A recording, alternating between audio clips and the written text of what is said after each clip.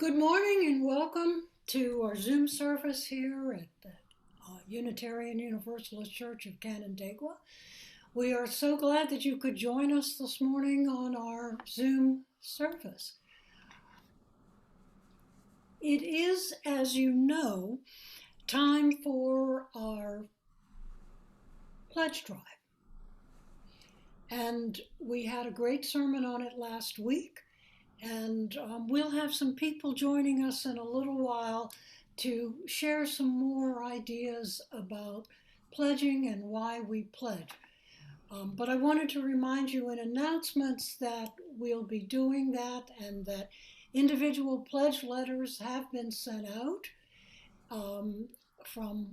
by the good work of Pat Mills, and that hopefully you have already responded with your pledge for next year. I want to have you welcome today, not only me, Pat Harris, as many of you know, on your worship committee, but I also want you to welcome Reverend Christian Saki. Now, I had to think hard about her last name because it starts with a P, but that sounds like a good thing to me, to have a name that's difficult sometimes for people to pronounce.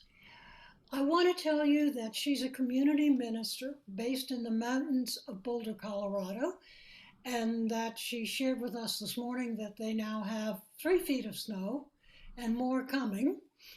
But she's also a little part of New York, because she's a graduate of a Union Theological Seminary in New York City. And so I want to say to her, welcome home. She has recently served as an assistant minister for the beloved community of the Foothills Unitarian Church in Fort Collins, Colorado. But now she's been called to serve at the, she put it, intersections of justice and healing. She trusts in the transformation brought about by love, and she looks to the wisdom of earth-based religion as a guidance in her daily life. But her current ministry is an interesting one in that she focuses on the psychedelic chaplaincy. Through death, dying, grief, and loss, and she works at the Center for Medicinal Mindfulness, which is a cannibalist and ketamine clinic, something I'm not sure we know about here in New York. But although we do have medicinal medication that we can use that is similar to what she does. So I want to say welcome to her here in our church. And the person who was supposed to speak to us hasn't logged on yet. So we'll come back to Lynn's announcement information in a little. She's here. Lynn Overgard is there, I believe, Pat Harris. I'm with Yearn. Oh, it says Yearn Overgard, maybe. Oh, my mistake. Let me set you up.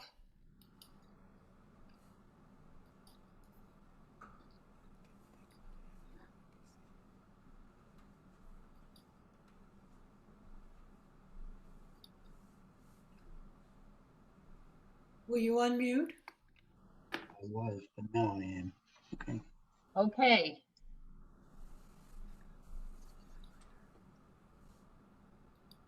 We had to do 2 computers this morning, which is why I'm under Yearn's computer, because just minutes ago I was reading the story on my computer, and so to be sure we got everywhere in time and at once, then that's why I'm with Yearn on Yearn's computer this morning. So I'm just reporting on the stewardship campaign and how far we've gotten. And we have reached $41,500 out of 65,000 that we're going for. And you can see from this that we're well on the way. Okay, that's enough. We're well on the way to getting the number of pledges that we need to pay for next church next year. And so I hope that any of you who have not pledged so far will do so. And I believe you've all gotten letters, email letters from Pat, and you can reply to her with your pledges if you haven't already done so. So we're really moving along fast, and we want this done by the end of March. So please do respond, and thank you to those of you who have.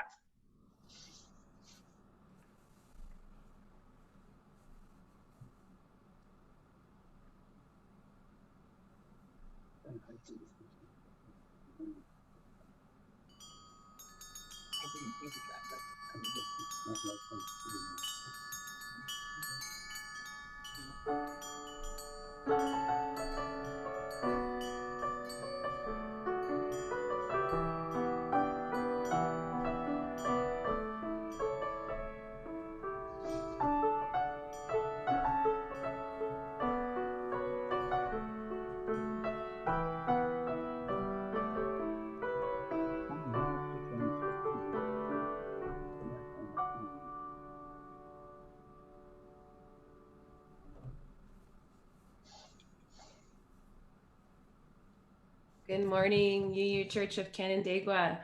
It's really good to be with you all this morning. If you have an at-home chalice, if that's a practice that you all have, I invite you to grab that. I also have one here for us if you don't. I'm going to read our chalice lighting words for us all. We gather this hour as people of faith, with joys and sorrows, gifts and needs. We light this beacon of hope, sign of quest for truth and meaning, in celebration of the life we share together.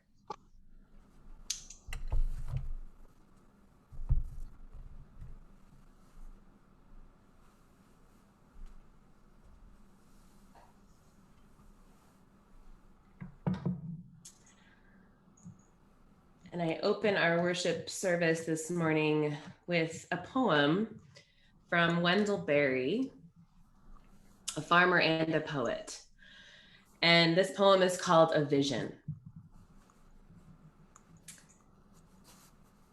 If we will have the wisdom to survive, to stand like slow growing trees on a ruined place, renewing, enriching it, if we will make our seasons welcome here, asking not too much of earth or heaven, then a long time after we are dead, the lives our lives prepare will live there.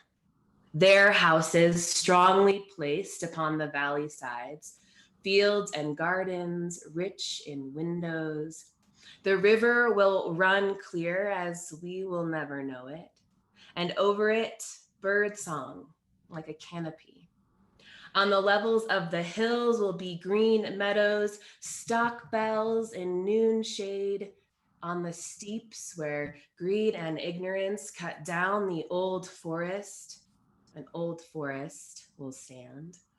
Its rich leaf fall drifting on its roots. The veins of forgotten springs will have opened. Families will be singing in the fields. In their voices, they will hear a music risen out of the ground. They will take nothing from the ground. They will not return, whatever the grief at parting. Memory, native to this valley, will spread over it like a grove. And memory will grow into legend, legend into song, song into sacrament, the abundance of this place. The songs of its people and its birds will be health and wisdom and indwelling light. This is no paradisal dream. its hardship is its possibility. And so let us sing our opening hymn this morning. I Wish I Knew How It Could Feel to Be Free was written by Billy Taylor and Dick Dallas, two Black men living and writing out of the Black experience in the United States in the early 1960s, quickly becoming an anthem for the civil rights movement. I invite you, as you sing these words, as I hope you do from the comfort of your home, I invite you to connect into your heart, into your spirit, and the part of you too that longs to be free.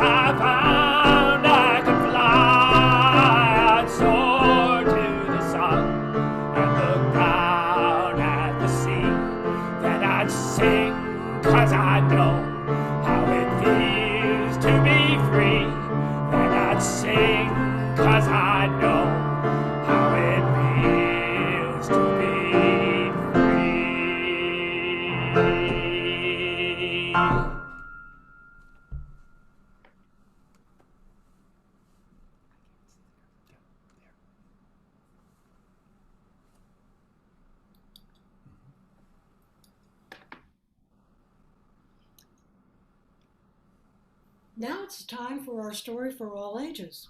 And our story today is a book by Shirley Miller called Don't Touch My Hair. And it looks like everything is in a mirror image, but it's a great story. And you don't have to worry about the words because the pictures tell the whole story. I'm Aria, and this is my hair.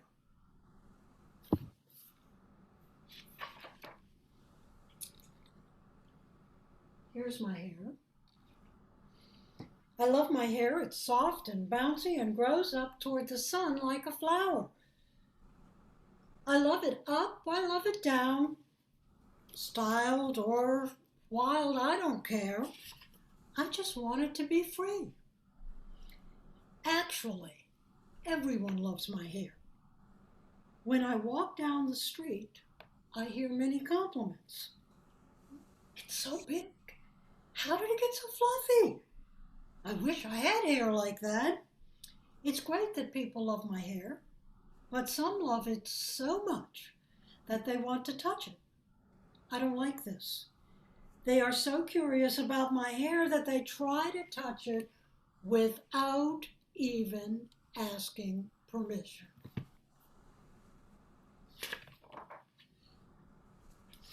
I get very good at avoiding hands. I have to start looking for ways to hide my hair.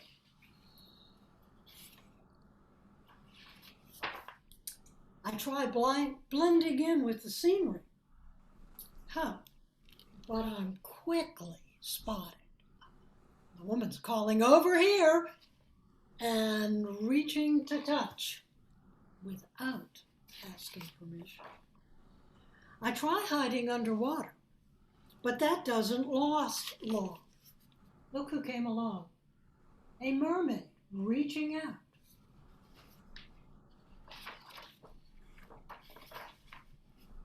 I escaped to the jungle, but the critters just can't keep their hands to themselves.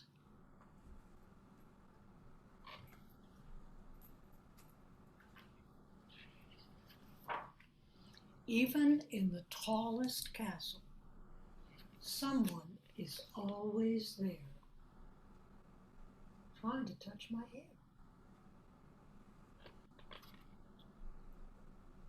The dragon says, "Girl, your hair is fierce." No matter how far I go, it doesn't seem to matter. Look at her out in outer space, and it doesn't seem to matter.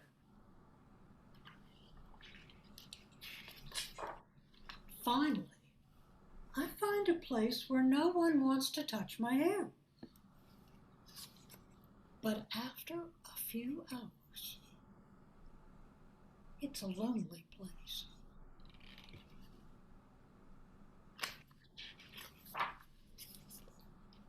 I decide to go home. There's a boat coming back in from the island.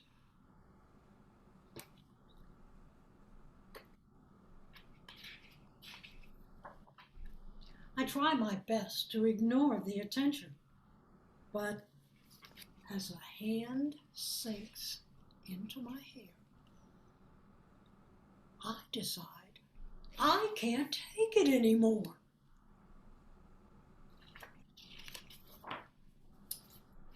That's it. That's enough. Don't touch my hair. This is my hair. It's great that you love it. I love it too. But please, just look and don't touch without my permission.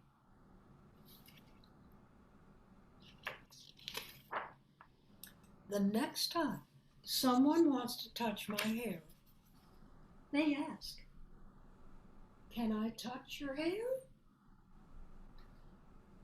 I answer, "Not today." And she says, "Okay." Now it feels great to walk down the street without anyone trying to touch my hair. My curls are free to reach for the sun, just like a flower. Some people still ask to touch my hair, but when I say no, they listen. But if you ask nicely, I just sometimes say yes. A book about being sure we all ask permission so that other people feel comfortable. That ends our story for today. And now it's time for our joys and concerns. We enter our joys and concerns in this medium in our chat room. And if you're watching this later on YouTube, you could enter them into the YouTube connection box and they will go to our minister, Eileen Campbell Casey.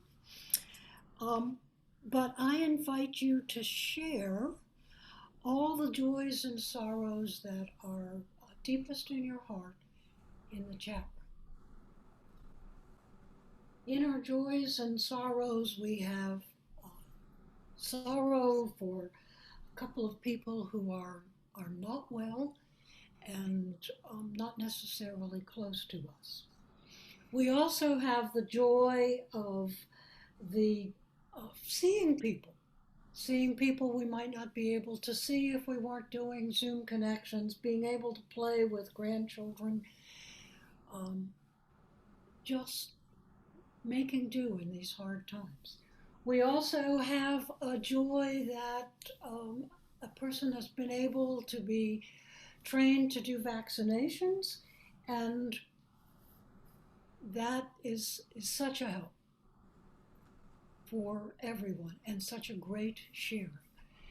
And we're also happy for those people who get shots, either because of their age or because they are working with the public and need that vaccination. And so we share these joys and hearts, and we keep joys and sorrows in our hearts. We know that all of us are with you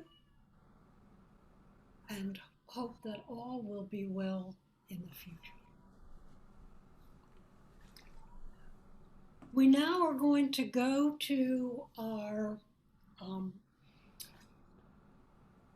offering, and we have a special message to start our offering. So I'm going to replace me with Chelsea. Good morning. I had my very first visit to UUCC was at the end of 2018, and I had already shopped around the two bigger churches here in Rochester and didn't quite find what I was looking for. And so my little family and I, my three little girls, my coven, I call them sometimes, we happened to walk in at the winter solstice service where you guys had blocked out the windows with cardboard, so it seemed like nighttime, and there was so much singing and candlelight and storytelling, and it was just a really magical way to be introduced to the congregation. Fast forward through a crazy pandemic, and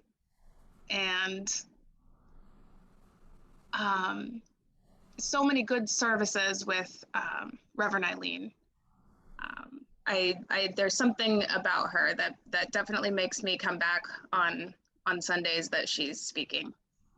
And something about the way that I feel welcomed by the whole congregation to help out or just to check in. When I got COVID in January, several members reached out to me. It's just a very, very homey feeling that I get from the church. And so that's why I keep coming back. And that's why I keep pledging money every month. Now, being a busy mom, and now I'm in grad school through the pandemic, I've definitely taken advantage of the automatic payments, the pledging. And so I would advise anybody who keeps forgetting. I know Eileen mentioned on a Sunday that she always forgets. So she had to do the automatic payments too. So yes, I would recommend that. It makes me feel so much better on Sunday when the offering comes around and I don't even have to think about it or click anything. So yeah, I'm so looking forward to continuing to join you all here and see what we can do to make this world a little bit of a better place.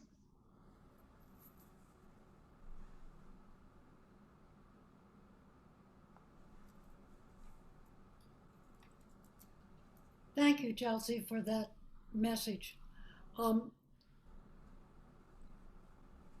as all of you know, our offering is an important source of income for our church. It's the only source of income, and it's what allows us not only to keep going as a church, but we've made a commitment to have a designated offering every month. This month we have the National Women's Hall of Fame as our designated recipient. And I'm going to put the information in the chat room in just a couple of minutes, but you can make your offering to the church at UUCC Canandaigua. You can mail the check to 3024 Cooley Road, Canandaigua 14424, or you can do it online at our website at UUC of Canandaigua. The other thing that happens every second Sunday used to happen in person. We used to drop money in a fishbowl to support our migrant communities, in particular to support the people who are detained in Batavia. And we made a commitment to support the Justice for Migrant Families. That group is very grateful for our efforts on their behalf, but we don't have a fishbowl to put our change in anymore. And so I'm going to be putting a link in the chat box that lets you see where you can send a donation online. There's an orange button at the top of the screen on their webpage. And so please do look in the chat box and make a commitment to this group, because it is a group that we have been sharing with. So please do look in our chat box for that information. Now it's time for us to turn away and go back to Reverend Christian to do our moments of silence.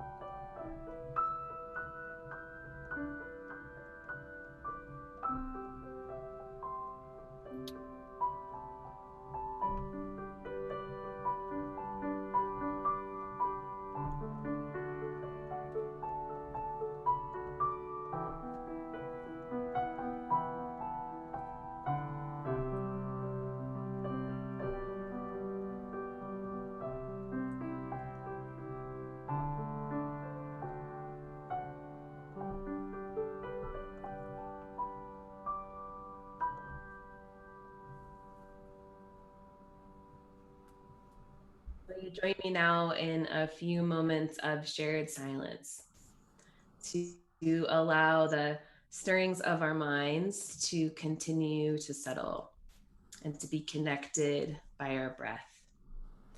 And so I invite you to even let your eyes close if that feels comfortable for you, or to just find a soft gaze on the floor and to draw your attention to your breath, to your inhalation and your exhalation.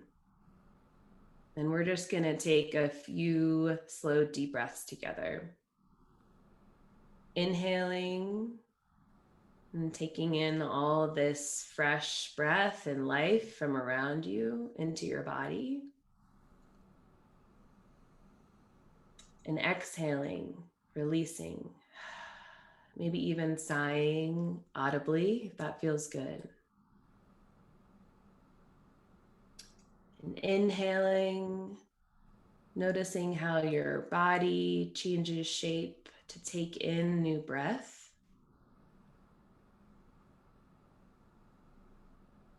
And exhaling. Just letting go, whatever you're holding, whatever's not serving you anymore this morning. And one more like that. Inhaling.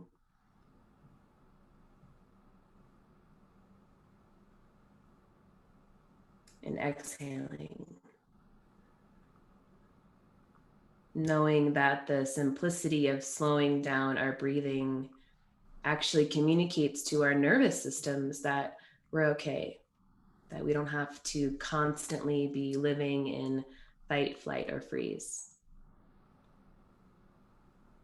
So allowing this rhythm, this rocking of your breath to hold you and to hold all of us as we share just a few moments of silence together.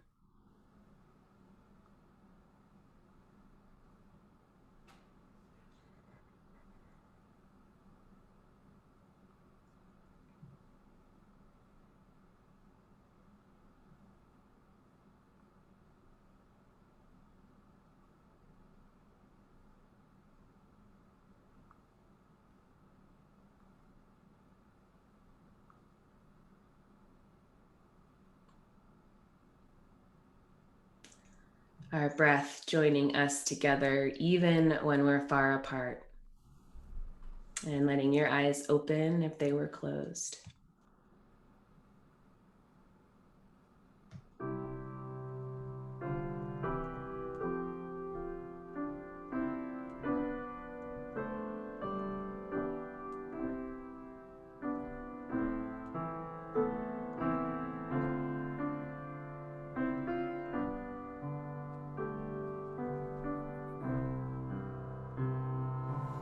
Spirit of life, come unto me.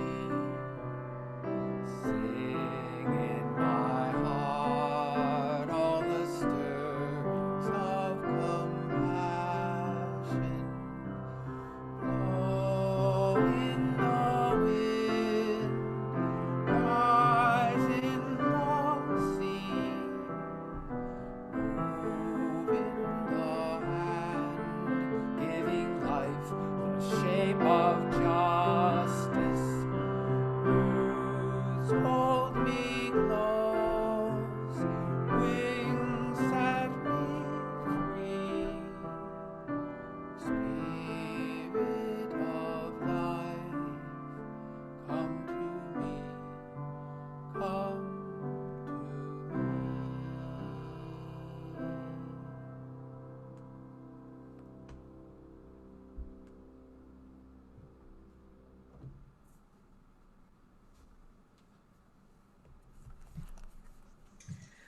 All that you touch, you change. All that you change, changes you. The only lasting thing is change. God is change. These are the wise words of Octavia Butler, and we'll come back to them in a moment. The first time I heard of the Stanford prison experiment, I was with a friend living in Washington, D.C., a few months after working on the first Obama presidential campaign. We were at a coffee shop, well caffeinated, riding the wave of hope and change rolling into the nation's capital, talking about humans, the nature of humans. Well, you know the Stanford prison experiment, he asked. I didn't. And he began to share about one of the most well-known psychological studies in the world, conducted by Philip Zimbardo in 1971 out of Stanford University. A study I imagine familiar to many of you. And often the way it's shared is that a sampling of the population was put into a basement. Some were told they were prison guards and given uniforms. Some were told they were prisoners. And within a couple of days, unprompted, the guards began to abuse the inmates. The study was called off early as it deteriorated quickly, and all in all proved that within certain conditions, humans have a natural inclination toward power over, domination, and abuse. Oof. I was both disheartened as my friend outlined the findings of this study, but also eagerly grabbed onto the clearness and simplicity of the conclusion. Well, okay, I thought this is really disappointing, but at least we now know this thing about humans and we can build from there. And people have been citing this experiment for 50 years, myself included. It shows up in most beginner psychology textbooks, and its mainstream popularity has shaped culture.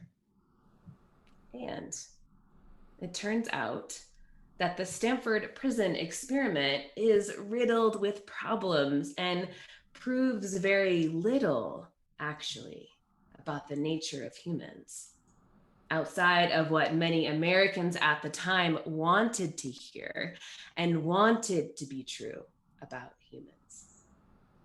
A couple of weeks ago, I texted a friend seeking some peer motivation around not wanting to clean my house. Perhaps you can relate. And she suggested a podcast called You're Wrong About, which meticulously goes through big moments in popular culture and the way they've been miscast in the public imagination, like the Stanford prison experiment. Over the course of the next 70 minutes, I probably spent more time with my vacuum off and in hand, jaw dropped. Philip Zimbardo, it turns out, was understandably wrestling along with the rest of the world still in the 1970s with how to explain the Holocaust at the time of the study. And he was commendably an advocate for prison reform. Unfortunately, this meant that he went into the study already deciding what he wanted the study to prove. 2 days into the prison experiment, Zimbardo called a press conference to reveal the results of a study that was still actively going on. No peer review, no standard research process. There was a press conference and an agenda, which ended up dominating the narrative for the next decades. This was not a random sampling of the population, but all men who happened to be hanging out in Palo Alto that summer. And there are recordings of Zimbardo and others challenging the guards to demonstrate more abusive behavior, as it was important to the study, he said, which they were getting paid for, mind you. There's much more I could share. The debunking of the popular experiment still leaves room for many things learned. It's all interesting and complex, much like humans. But as I listened to each layer of nuanced unpacking, I could feel the ground slightly shifting underneath me. I mean, in some sense, it was great news, right? To hear that the experiment was bunk, more hope for humanity. But I also confronted the feeling of having to let go of something I thought was just completely true, sturdy, sure. Like a pillar holding up a dock. One got knocked out and all of a sudden I felt a little wobbly. These moments when what we thought was true turns out not to be. We've all had them, big and small, an experience when a foundational truth begins to break apart, a truth about the collective, about humans, like the Stanford prison experiment, or maybe something that feels a little bit closer to your heart, a little bit more deeply personal. Maybe it was an illness, a diagnosis in your own life or in the life of someone you deeply love. Maybe it was when your beloved died, two-legged or four-legged. confusion, disorientation, our minds trying to rationalize or resist, trying to make sense of a completely new truth that our brains don't yet have patterning for. Is this really happening? And what we know to be true, sure, stable, reliable, secure, is no longer. There can be almost a sense of groundlessness. How do you respond when change rushes into your life? When what you thought was true turns out not to be? When a new truth rushes in? Joanna Macy, Buddhist, deep ecologist, and the founder of the Work That Reconnects, names this time we're in generationally as the Great Turning, a time of collective awakening, a shift away from industrial growth and individualism toward sustainability, regeneration, and interdependence. Sounds pretty good to me. A time of awakening to our profound and complex connection to all life. An awakening that requires us to also see the shock and to feel the despair in the ways we've been living in disconnection. In the ways we've been living in systems ordered by supremacy, consciously and mostly unconsciously. Whether human supremacy, white supremacy, sex or gender supremacy, group supremacy. Since the fall of 2016, many of us gathered here have felt the foundations of what we thought to be true begin to break. For many of us, especially and maybe even primarily, those of us that are white and citizens, the stories that we've had and held about our country have been coming apart at the seams. Sometimes like a slow unraveling, and other times like a shattering, a shock, a breaking open. The rise of fascism and white nationalist terrorism, a global pandemic, climate collapse becoming more real and felt, experiences of confronting your whiteness for the very first time, witnessing white people confront our whiteness in new and deeper ways, and the terrifying, devastating iceberg of truth that shows itself every time an unarmed and beautiful Black man, Black woman, Black trans person, Indigenous person, an immigrant, an Asian American elder loses their breath, loses their life at the hands of state violence and community terror. With these big collective shifts of truth for many of us, it might feel like the very ground is cracking open underneath your feet. And in response, I'm noticing a variety of reactions, especially again, for those of us who have been traditionally afforded levels of safety and security in our lives and in these systems. Some of us are shutting down, denying, ignoring as best we can. Our plates more than full, no doubt. And others of us are going into action, fix it, overdrive mode. Even when difficult but necessary, right? Even when ushering in new life, change is often very uncomfortable, like birth or the coming to life of something new. Change is often messy and raw, miraculous, often complicated. And it's also inevitable, a part of the fabric of life.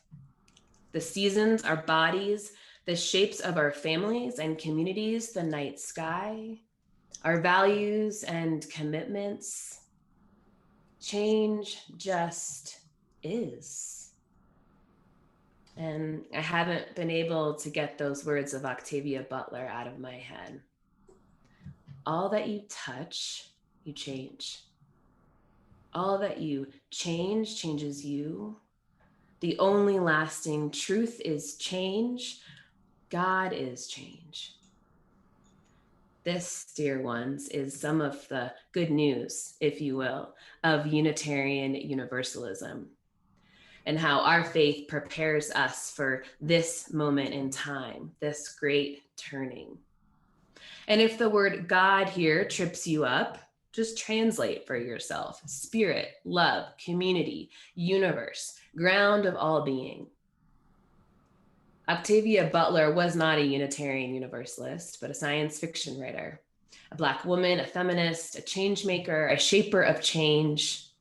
She did the important work of imagining futures, imagining possibilities through massive change, and the central role marginalized people and groups in this country, poor people, Black people, brown people, queer people, women, will take in leading the way forward. All that you touch, you change.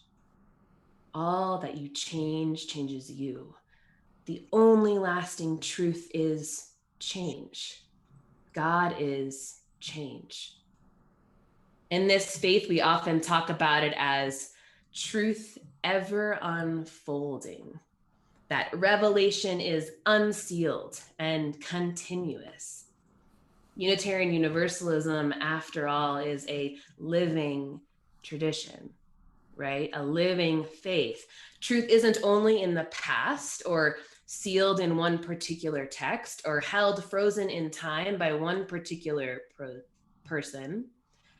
Our faith, this faith, says that the story is not over, is never over, that truth is constantly revealing itself now and now and now to you and to all other life, constantly revealing itself from within our own lives, our day-to-day and real human experiences, from within the lives of others and through science and story, myth and music.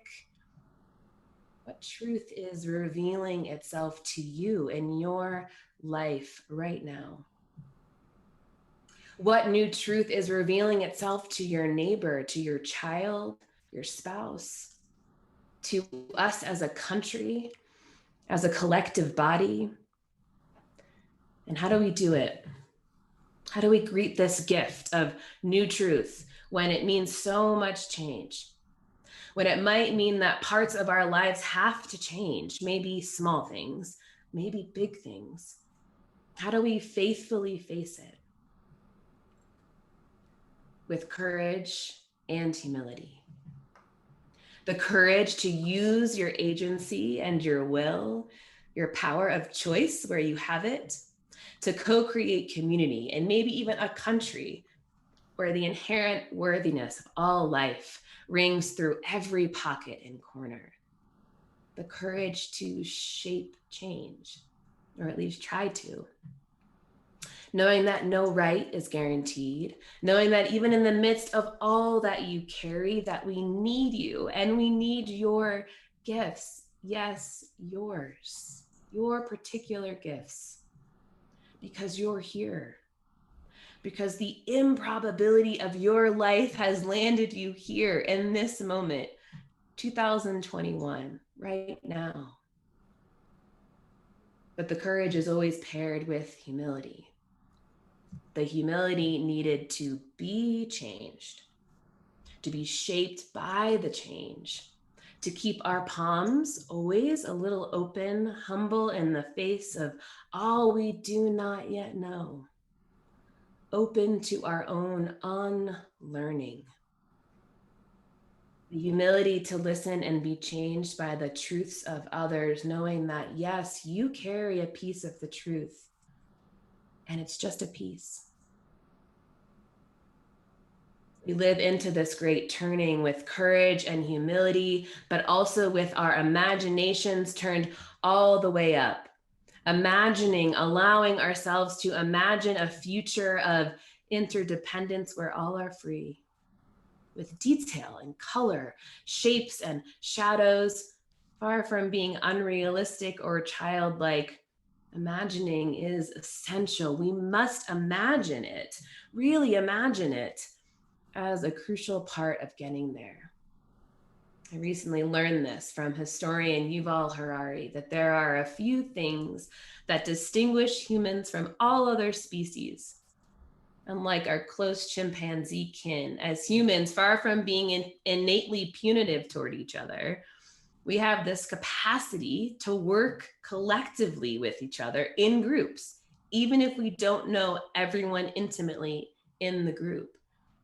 The real difference between humans and all other animals, Harari shares, is not at the individual level, it's on the collective level. And Harari argues that the thing that makes this possible is our imagination. The ability to not only imagine a possible future, but to share this imagining with each other, a kind of collective imagining.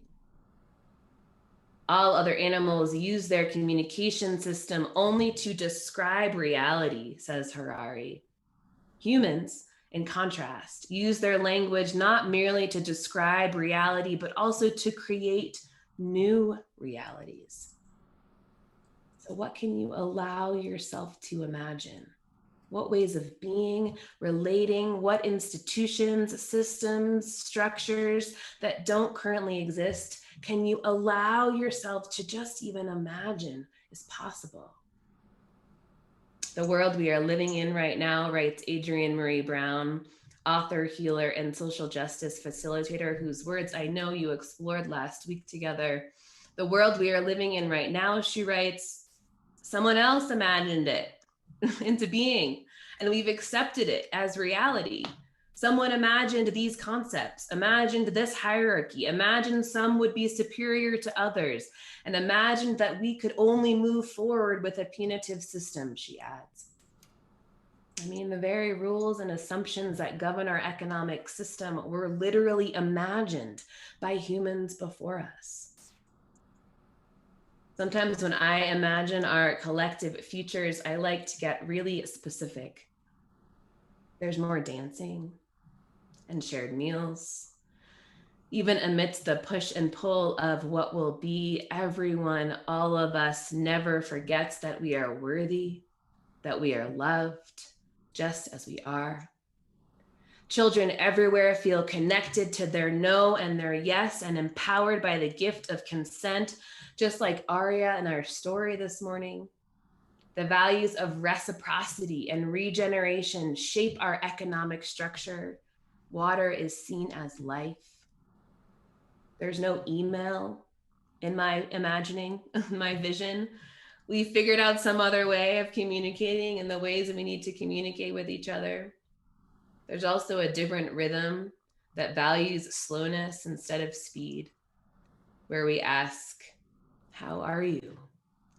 And really listen for the answer. Where we know that we are not separate from nature, but a part of her.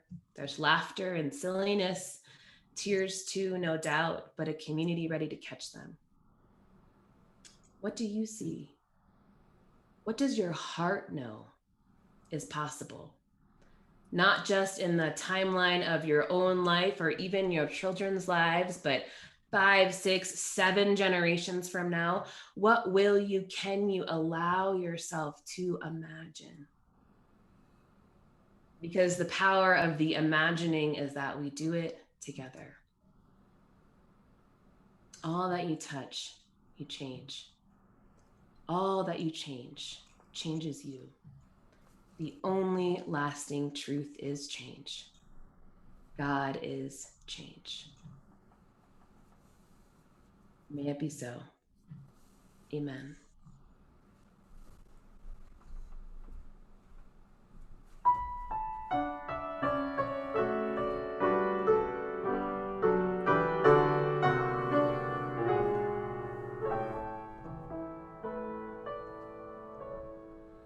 I was born by the river in a little like the river I've been running ever since. It's been a long, long time coming, but I know change's gonna come. Oh, yes, it will.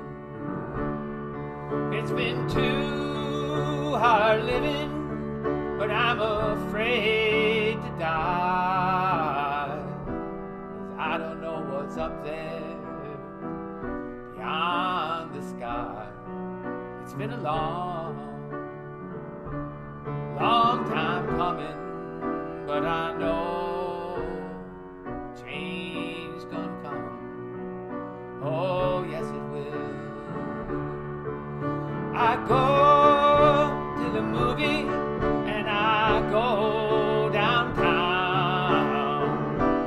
Somebody keep telling me don't hang around. It's been a long, long time coming, but I know change's gonna come. Oh, yes, it will. And I go to my brother and I say, brother, help me please.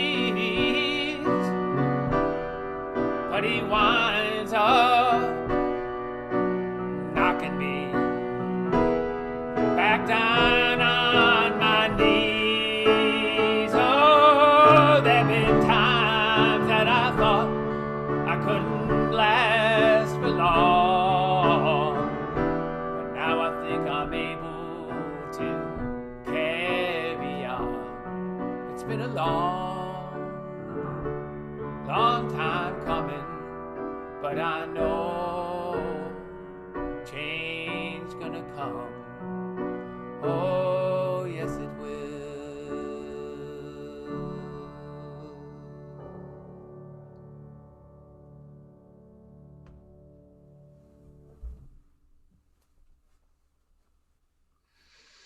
Thank you, Bill. Change is here, friends. Change is coming.